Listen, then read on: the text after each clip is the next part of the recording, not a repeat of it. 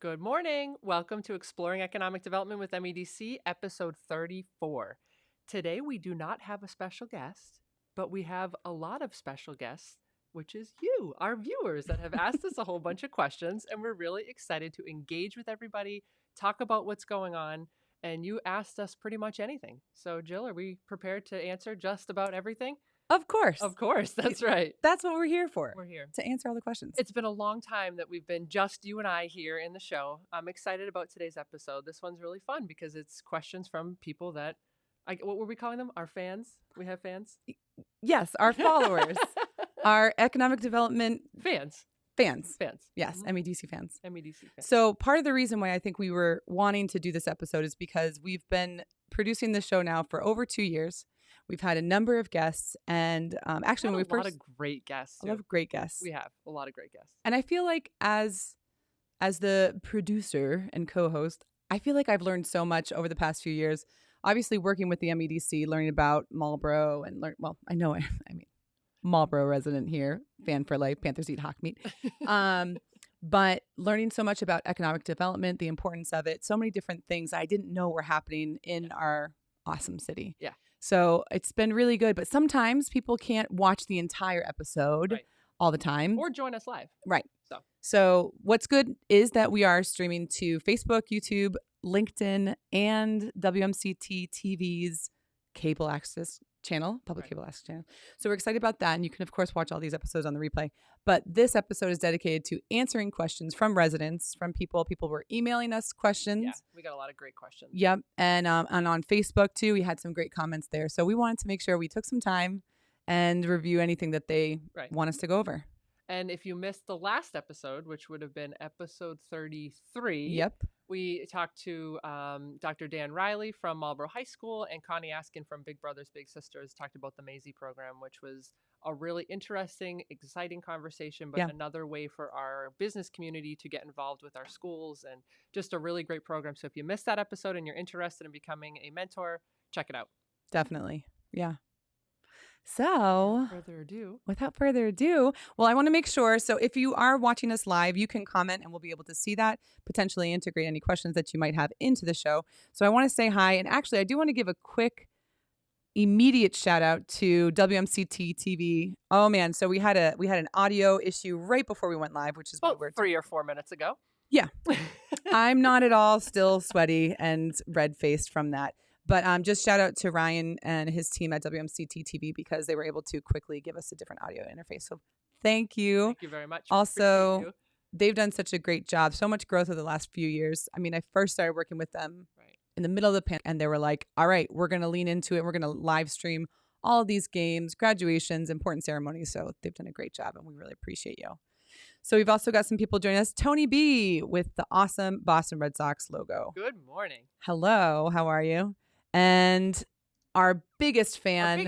I would say he's not just a viewer, but a fan. Not just a viewer, but a fan. Yeah. President Ossing, how are you? Thanks for joining us. Thank you for joining us.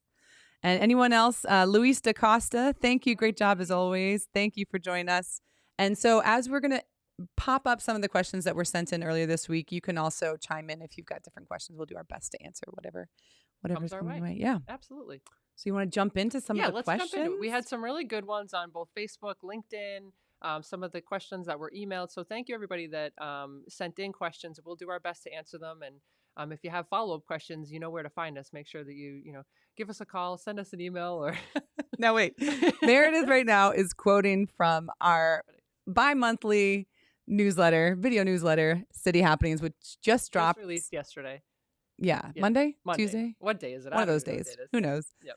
And Meredith has these great whether you're a resident, a small business owner. So we like to quote that a lot because we've just been doing that for That's right. 3 years almost. 3 years. That's right. All right. So we've got what do we got? What's the first one? I'm just going to jump right into it. These are in no particular order. Okay. And I just want to say too, I have paperwork with me today because we did some research on some of these questions. They were really good questions. Some of them were tough questions. We're going to answer them all, so let's go for it. All right. So we've got one of our first questions is, what's the MEDC's role in hospitality? That's a great question.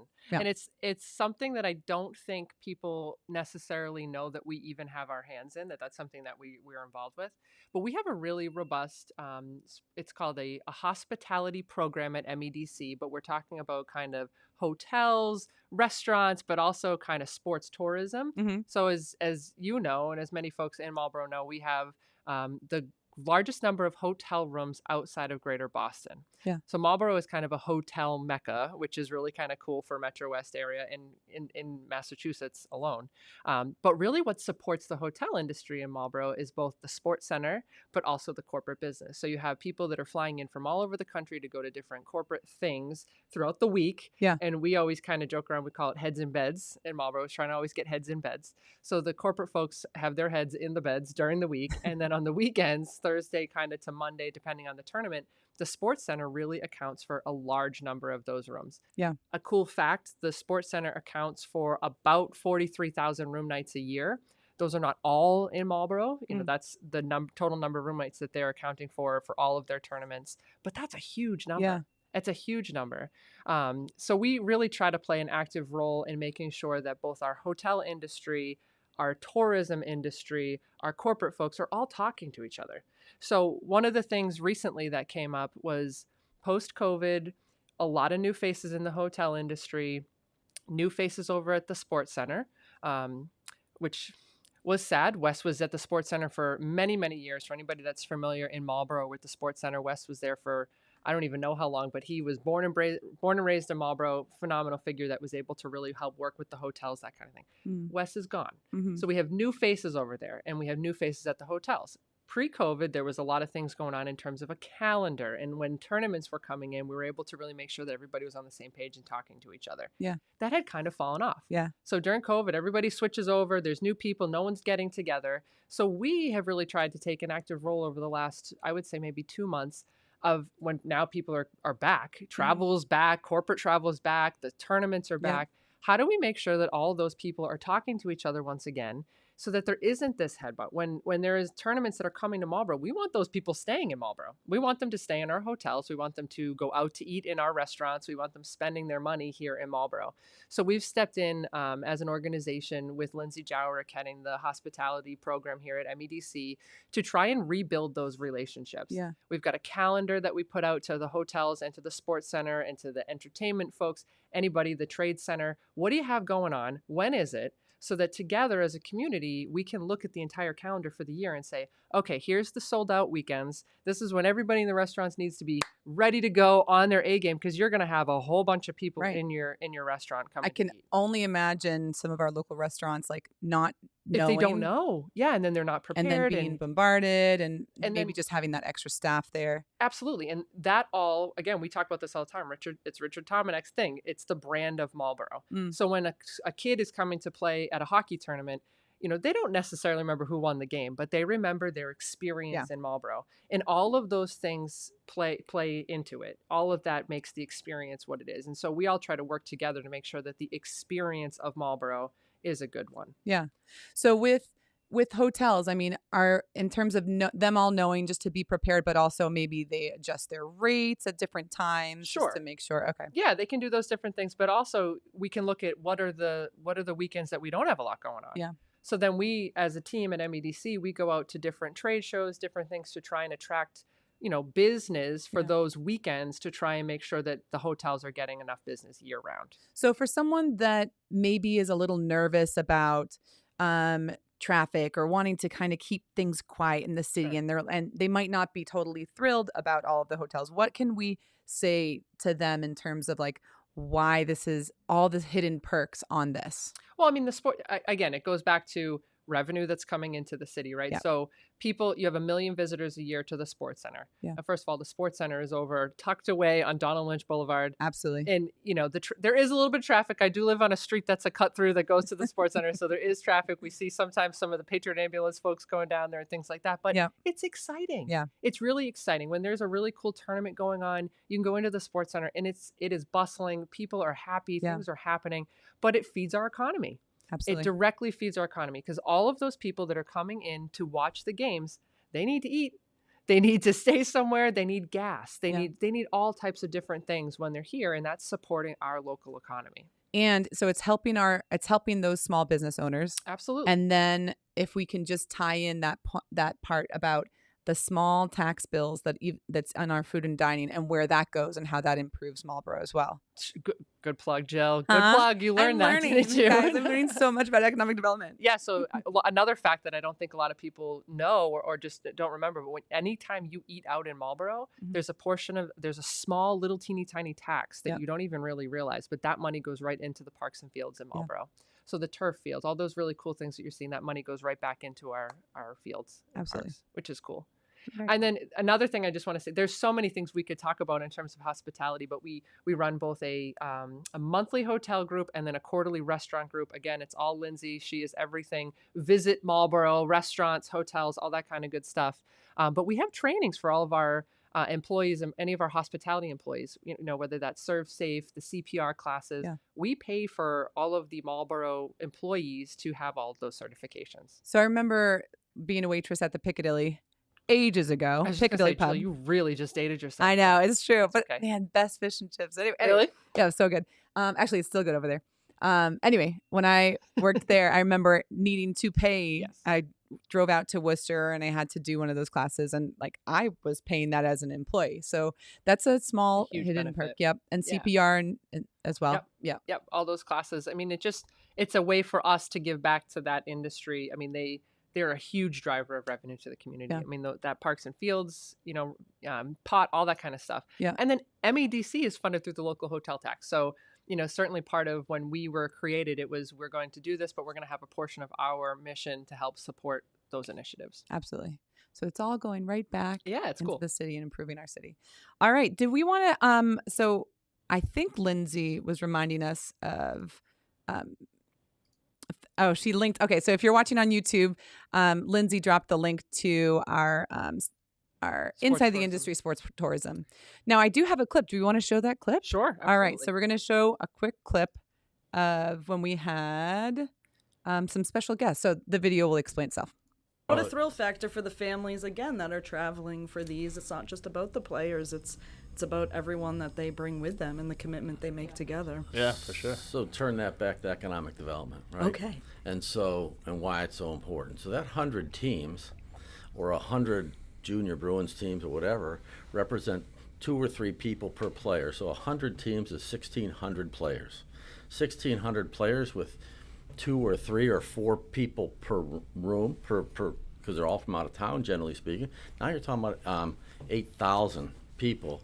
It's a lot for the city to handle, but that's all economic development that drives, one, the hotel revenue, people sitting in restaurants, eating food, drinking bar, going to the mall, all the things that trickle down from that, buying gas, getting a haircut, whatever those things are that those people are doing to utilizing the city. So when you take look at the impact of that and what that means to the community, it's a big deal. It's a big deal to jobs, and it's a big deal to the top line revenue of the city. So when Mike brings that event into the thing, and the 26 or 30 events that the Sports Center does, it's all part of the engine that drives economic development.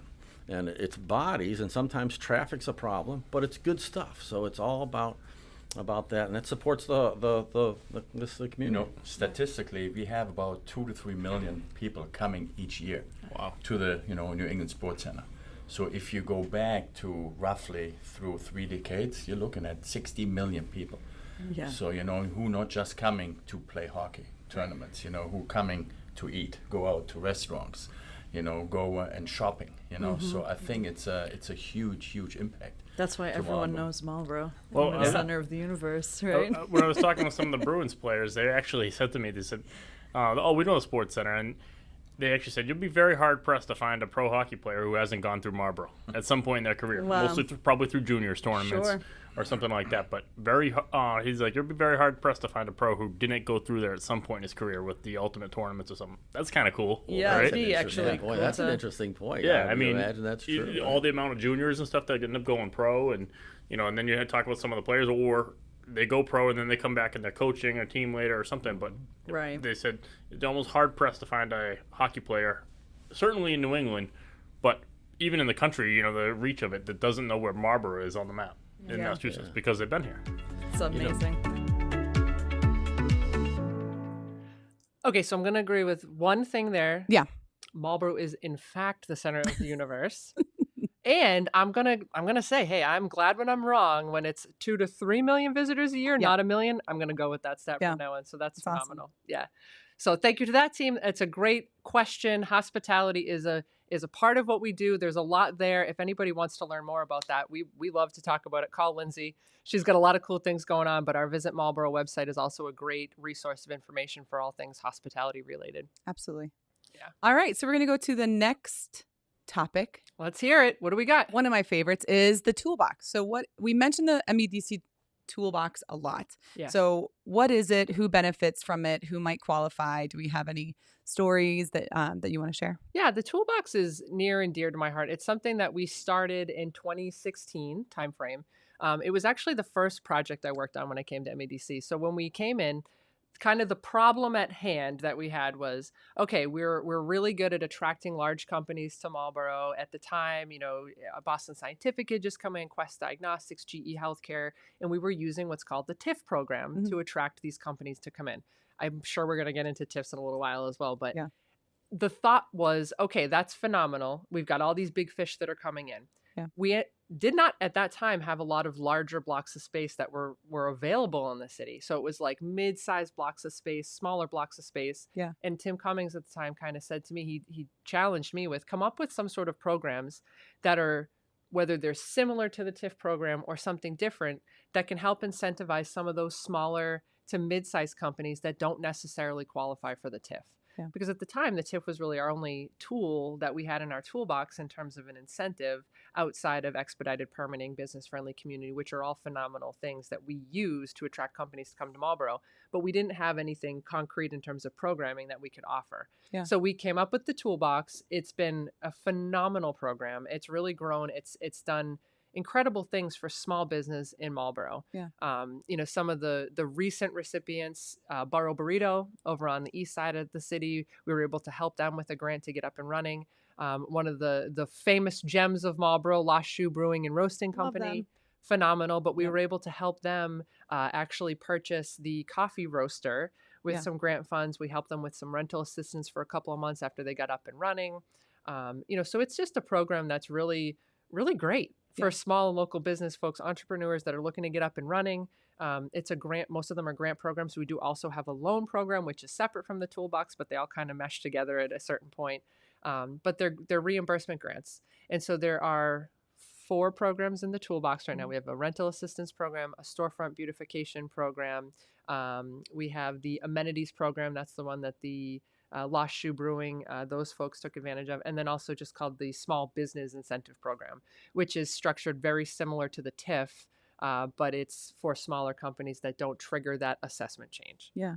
So is that a good segue? Do we want to talk about TIFs? I know we had a couple of questions about TIFs, but yeah, we did have a couple questions about TIFs. Hold on. I cut myself off. You sure did. Before we move on, to date, so from 2016 to today, we have given out just over $400,000 in grant money to small businesses in Marlborough that we're looking to locate here or expand here. And that's over how many years? Since 2016, I can't do that quick. Yeah. What is No, that? it's tough. 7 years, Tough, yeah. 6 years, 7 years.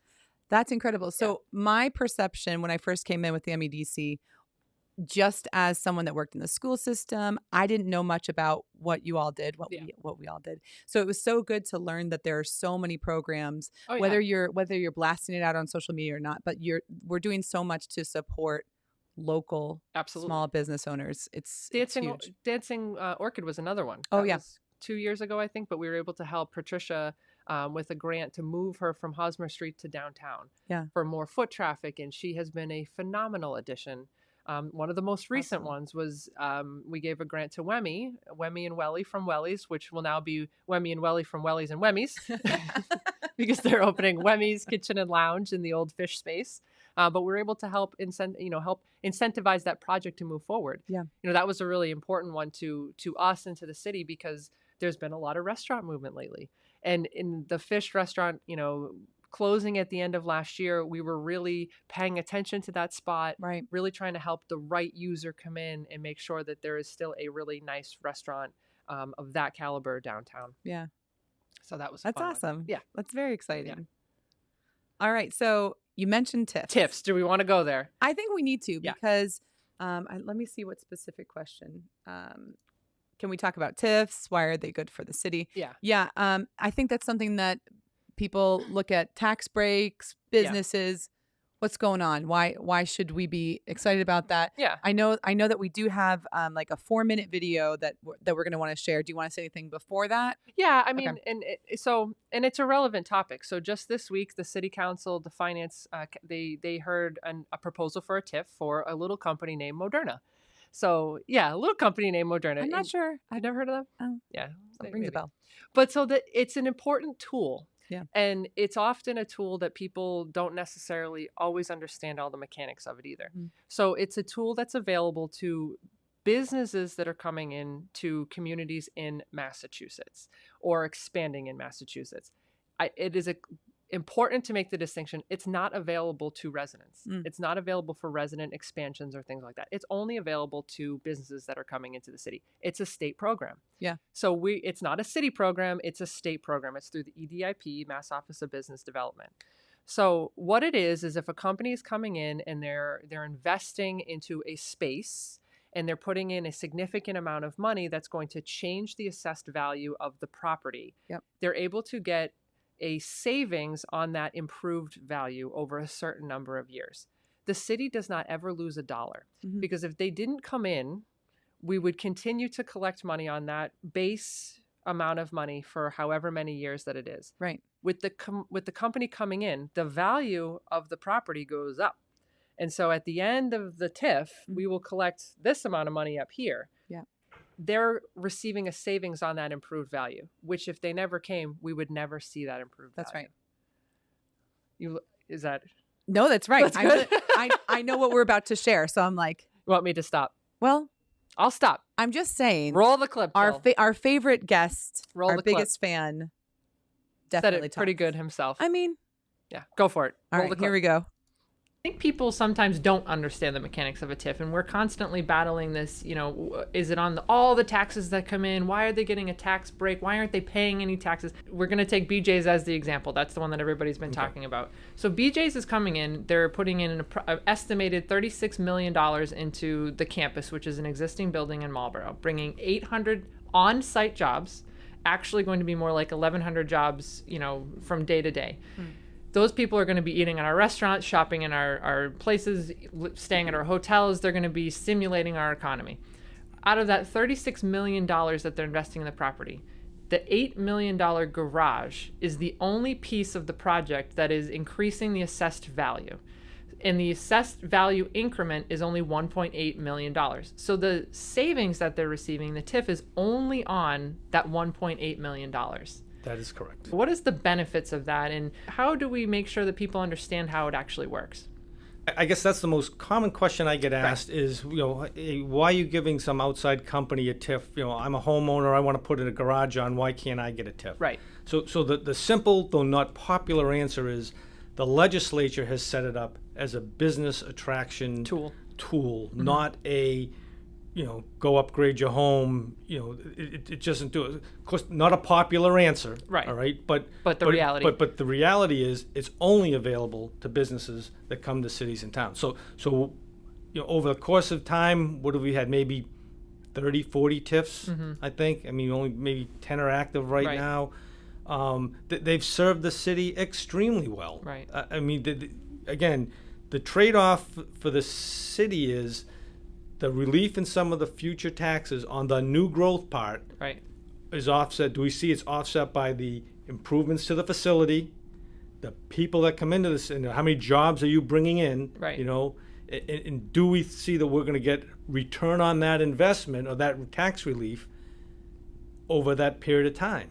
And unequivocally, the answer has been yes. I mean, the city has done extremely well. The city wants to get jobs. Yep. Because the jobs now feed hotels, restaurants, small businesses in the community, gas stations, bar, you pick it. The people coming in now support that. And then the exchange is we're going to give a tax relief to the new portion. That $1.8 million garage So for those of you out there with a calculator, that's a $44,000 a year tax bill on the garage. We're going to give some percentage of that over 20 years relief. Right. All right. So you ask yourself, is the trade-off to bring 800 people into the city of Marlboro, and then it's remember, corporate headquarters means everybody's going to fly into Marlboro, stay at our hotels, eat in our restaurants, use our local businesses throughout the city. Yep. And ask yourself, is that a fair trade-off that we see a return on our investment? Right. Unequivocally, yes. Well, and also they're paying permit fees. I mean, there's so many things, right? Okay, so now in addition to the $8 million garage, they're upgrading their facility. They're paying a $25 million upgrade to the facility that they're moving into. That comes out to somewhere over $300,000 in fees. Right. Remember, get back to that equation. Your local receipts plus the state money plus the taxes equal the budget, or the local receipts. One of those is building fees, right? So you're getting the building fees portion in. Right. We'll continue to get the taxes that the facility currently pays. That does not change. This is tax money that we don't have. We never had it. Well, and I think that's what people do. So you're going to continue to get the same amount all along, whether they come or they don't come. Yep. If they do come into the community, the taxes increase, and then at the end of the TIF, you're going to get the full value. If they never came, you would continue to get that base level. So let's play this out and assume BJ's for some reason pulls out in 2 years. Yeah. Don't want them to. I want them here for 40 years. Right. I mean, but just say, for example, they leave. So they've spent $8 million on a parking garage. They now leave. TIF goes away. Yep. That parking garage now gets assessed at its full $44,000 value. They're going to pay it forever. Yeah, that's being paid. It just goes on. It's interesting. It's complicated, but it's not at the same time. And I think it's important to just try and educate people about what it means, because when you read the headlines, sometimes it can be a little scary, but it's a really good tool. It's a really good tool. So, Moderna, we're happy to say that Moderna is coming to Marlboro, and they're going to invest about $350 million into the facility on Hayes Memorial Drive. Wow. Bring with them 200, probably more like 250 jobs, and that's all net benefit to Marlboro. Yeah. So the TIF program is an interesting one, and would be happy to answer any questions that people have about it. One thing I did want to touch on too, though, it's just important for people to know that we do monitor compliance of the TIF. So, there are things in the TIF agreement that the company has to stick to. It's the job numbers. They have to make sure that they meet their job numbers. They have to meet their level of investment. There's different things. And if they don't meet the criteria that they agreed to, we have provisions in the TIF where it's prorated, or there's a clawback, and if they move before the end of the duration, they have to pay the money back. Yeah. So there's a lot of protections in the agreements to help protect the city, make sure that it's a good thing for the city. But it's a great thing to offer. It's a great incentive for these bigger businesses. Absolutely. It's great for everyone. Yeah. Yay. Yeah. All right. So we're going to jump to a few questions that were commented on Facebook. So we threw out a post saying, ask us anything related to economic development. And so we've got a few people that we wanted to make sure we answered your questions. All right. So we've got a question from Danielle Elizabeth. Does Marlboro have anything going into place to increase sustainability in town and or in local businesses? It's a great question. I mean, so that's something I think a lot of, people in our generation, people are interested in that conversation, absolutely. Right? Certainly at both the site plan level and the council level, we're talking about these types of things all the time. You've got Priscilla Ryder from the Conservation Commission that's talking to companies when they come in about green space and different things that they can do. The council in particular, shout out to Councilor Doucette and Wagner, who are both really passionate about this conversation in particular. Yeah. Talking to companies about what they can do to lower their usage of fossil fuels and whether they can go electric in different ways. And so these are all conversations that we're having when it comes to special permits or companies that are coming in, trying to encourage them to be as green as possible. Yeah. We do follow the stretch code in Marlboro. So that was adopted in 2012. We were one of the early adopters of that. So that's all to do with building codes and fun things like that. But it really tries to push the limits on making sure that we are being green and energy efficient. I did do a little bit of research on this, though, because the city, when the mayor put out his press release about things that he's done in his administration, there were some unique, cool things that the city has done that I really wanted to touch on because this was a cool question, but I'm going to be reading, so forgive me. But so he is saying recently purchased 33 acres of conservation land near Callahan State Park, which is really cool. There's over 10,000 new LED fixtures at numerous schools and city buildings. The public library is going to include LED fixtures as well. The solar rooftops on top of the schools. Yeah. That's really kind of a cool thing. We have EV charging stations all around the city. The city has a free mattress pickup program, so that's really helping. There's the textile program that just went into place as well. That's a pilot program. But then this one's my favorite. But I don't know what she's going to say. Using goats to remove poison ivy and bittersweet around our fields and walking trails. Yeah. That was one of my favorite things that the city of Marlborough has ever done. First, because it was just hysterical, but also just really creative and unique. And I think that's what I love about Marlborough the most is that we just do things. We try things. And even if we're the first ones to do it, give it a shot and see how it goes. And it really worked. Yeah. It did. It really worked. We have a monthly city communications meeting with all of the social media managers and some of the communications coordinators in the different departments in Marlborough once a month. And when we talk about like which posts are, really helpful or reaching our residents. The goats win. Yeah. The goats always win. I know. Yeah. So thank you for that question, Danielle. That was a great one. Thank you. All right. We've got another question here from Brianna. What is the MEDC doing to bring more top life science companies to the area and creating local jobs on a large scale in the suburbs? That's awesome. Thanks for the question, Brianna. And again, Moderna just decided to come to Marlborough. That's a pretty top name life science company. And this is brand new news. This is brand new news. This just happened this week. Yeah. No, but so we have really tried over the last 8, 10, 12 years to market Marlborough as a life science biotech hub, a business-friendly community, a place where you can find the employees that you need for these types of businesses, and you're able to thrive here. You can find what you need. We have infrastructure, we have water, sewer, all these different things. We're able to sell that story. And, I think actually President Ossing said it the best the other night at the finance meeting that, Moderna, a company like Moderna, knocking at the door to come into Marlborough, saying that the reason they chose Marlborough is because we're business friendly and we have access and we have people and we have all these things. That's exactly what we've been working towards. Yeah. So it's been a good week. We were really excited about that one, but Moderna will join a list of really well-known companies, Cytiva, formerly GE Healthcare, Quest Diagnostics. You've got Candela, Repligen, the list goes on. Sanofi, all kinds of folks that are here in Marlborough doing what they do. And I think the really, great part about that during the pandemic, at least, was they never went home. They were all still coming to work. They were doing their thing, and that's really good. And also from a personal property perspective, we collect a lot of tax revenue from the lab equipment, all the different things. So, that's been a really good industry for us to focus on, and we will continue to use things like the TIF program and, again, expedited permitting and being able to be business friendly to help attract those companies to Marlborough. Yeah. But they all want to be together. Yeah. So continuing to bring them into the community to create a little mini hub, is exactly what we're trying to do. And it's been working over the last several years. So we want to keep that up. Absolutely.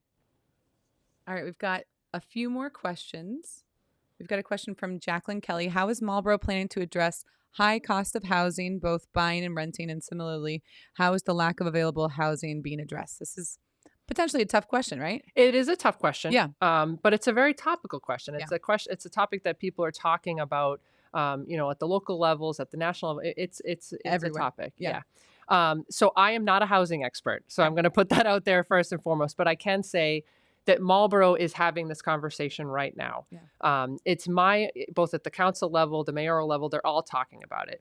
But it's my understanding that it's a bigger problem than what people realize. So there are some issues in terms of the way DHCD looks at both the lottery system, the voucher system. What you and I would consider affordable housing is not the way it's defined. It's not really affordable. So it's an interesting conversation to have. We certainly are trying to address it in terms of our MBTA zoning, 3A, putting into things like that. And the council is talking about it right now.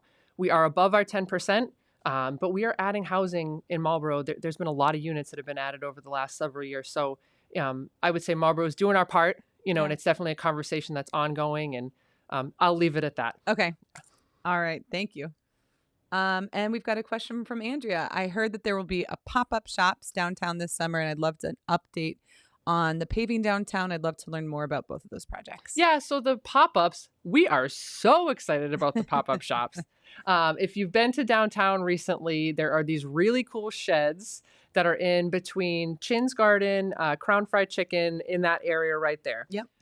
We got a grant from the 495 partnership, Metro West partnership, to do what we're calling temporary retail space for vendors that you would see, primarily at like a farmer's market or at our food truck festival, those types of folks, jewelry makers, candle makers, any type of small retailers that you might see on Etsy or things like that would like to be downtown, but can't find space downtown. Mm-hmm. So we have created space downtown for them. The pop-up sheds are really cool. They've got some really amazing artwork on the back. Shout out to Brian Life. He is an artist that came out to help us really bring life to the area. Yeah. But they're cool. They're also free for folks to come and use. There is a deposit that you have to put down, but we will be keeping the sheds open tomorrow. Tomorrow is the launch date. Where they'll be open from the beginning of May until the end of September. And it's a great way for people to if they're dipping their toes and they're trying to figure out do I want to really lean into owning my own business or not? It's a great opportunity.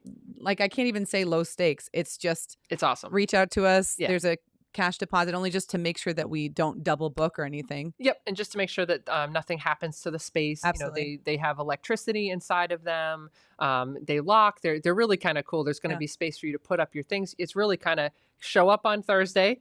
Make sure you're open the specific hours that we have. Sell your goods all weekend long. If you want to stay for the week, you want to rent them out for a month. The options are kind of endless with this project. So we're still looking for folks to fill out the calendar for the next couple of months. But it's really kind of a cool project. That's awesome. Yeah. That's very exciting. Meredith, how does time go by so quickly? It just disappears. It does. Just disappears.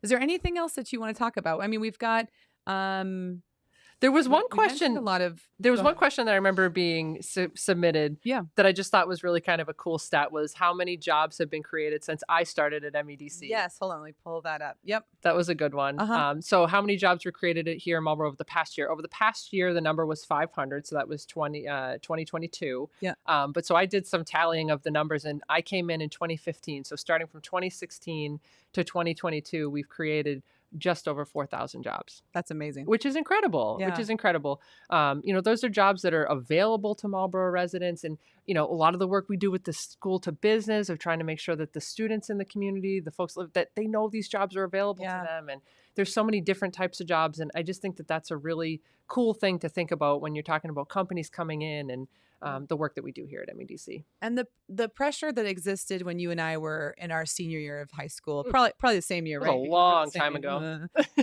Definitely not older.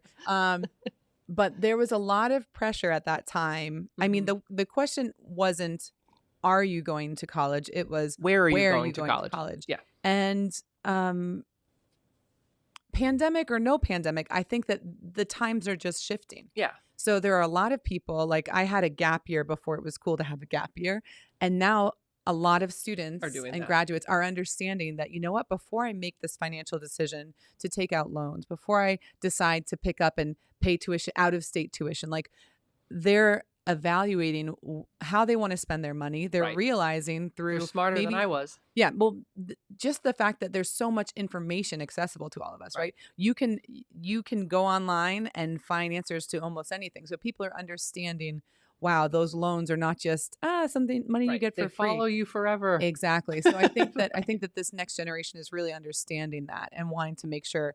So giving them options and clear visions to, if they're going to stay here, there are so many opportunities. Well, I think it's great. And again, to go back to, Moderna. So that was a big conversation on the floor on I think it was Monday night when we had the conversation. But you had the senior vice president of manufacturing of Moderna making himself available in the future to students of Marlboro that want to learn from him and learn about what they do. And he said, I would love to come and talk to the students and let them know what kind of opportunities are available and also what you need to do to qualify for those types of jobs, which I think is something that I didn't know that back in the day, right? I mean, you'd sit down, it was like, I'll be an English major. 'Cause you just didn't know what the career paths were. And we're doing a lot more these days to try and educate students on what are the career paths, what's the job at the end of the path, and how do you get there? Yeah, that's huge. Yeah. And I love working for Marlboro Public Schools, it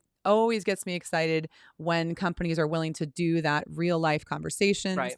And how much work the MEDC has been able to do and all of these events that you're able to facilitate by being a different organization. And so it's always exciting to me to see these opportunities and education and communication for these young adults that maybe don't know exactly what their next steps are, but they need this information. And it's huge. The school to business outreach has been really impressive to me. Yeah.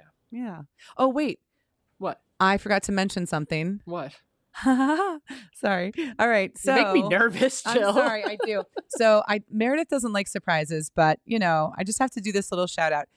I don't know if you can see the words on here. It says, there is Power 50.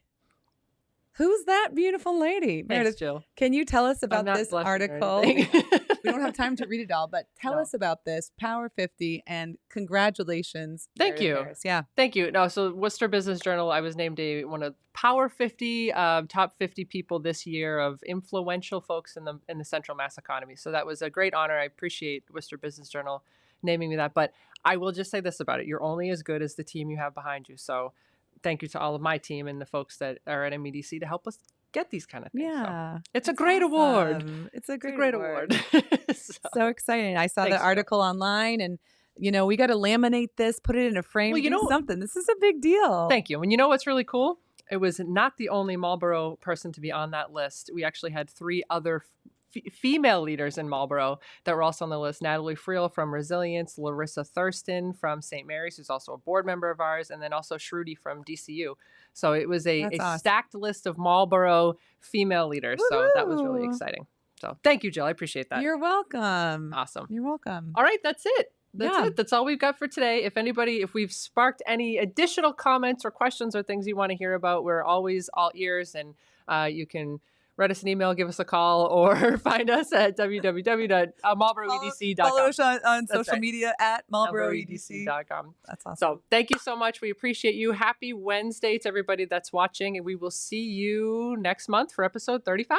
All right. Have a great day.